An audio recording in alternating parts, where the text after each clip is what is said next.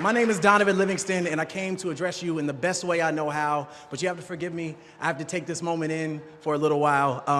When I spoke at my high school graduation several years ago, my high school English teacher threatened to replace me on the program or cut my microphone when she found out that I was interested in doing a poem as a part of my remarks. So I am eternally grateful for being able to share this piece of myself in my most authentic voice with you this afternoon.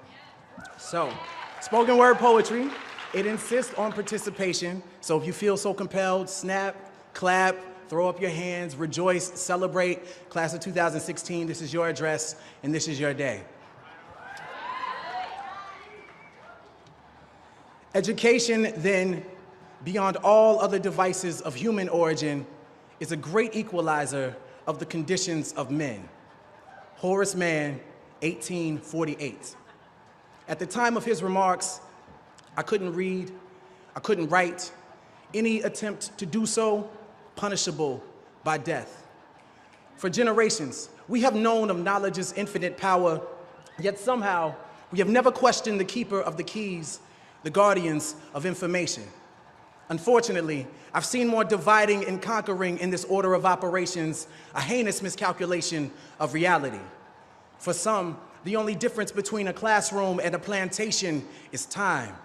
How many times must we be made to feel like quotas, like tokens and coined phrases, diversity, inclusion? There are days I feel like one, like only, a lonely blossom in a briar patch of broken promises, but hey, I've always been a thorn in the side of injustice, disruptive, talkative, a distraction with a passion that transcends the confines of my own consciousness, beyond your curriculum, beyond your standards.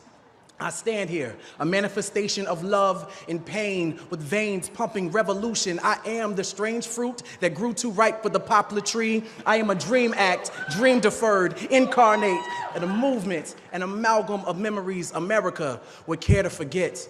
My past alone won't allow me to sit still, so my body, like my mind, cannot be contained.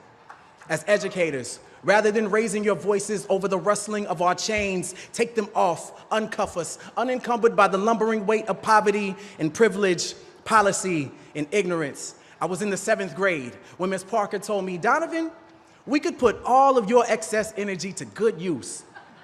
And she introduced me to the sound of my own voice. She gave me a stage, a platform. She told me that our stories are the ladders that make it easier for us to touch the stars. So climb and grab them. Keep climbing, grab them. Spill your emotions in the Big Dipper and pour out your soul. Light up the world with your luminous allure. To educate requires Galileo-like patience. Today, when I look my students in the eyes, all I see are constellations. If you take the time to connect the dots, you can plot the true shape of their genius shining in their darkest hour. I look each of my students in the eyes and see the same light that aligned Orion's belt in the pyramids of Giza. I see the same twinkle that guided Harriet to freedom. I see them. Beneath their mask and their mischief exists an authentic frustration and enslavement to your standardized assessments. At the core, none of us were meant to be common. We were born to be comets, darting across space and time, leaving our mark as we crash into everything. A crater is a reminder that something amazing happened right here, an indelible impact that shook up the world. Are we not astronomers searching for the next shooting star? I teach in hopes of turning content into rocket ships, tribulations into telescopes, so a child can see their true potential from right where they stand. And injustice is telling them they are stars without acknowledging the night that surrounds them. Injustice is telling them education is the key while you continue to change the locks. Education is no equalizer.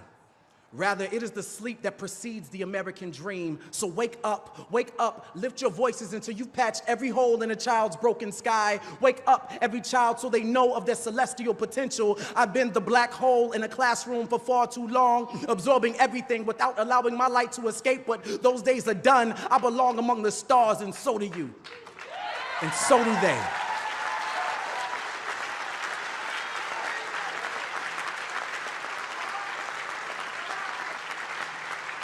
Together, we can inspire galaxies of greatness for generations to come. So no, sky is not the limit. It is only the beginning. Lift off.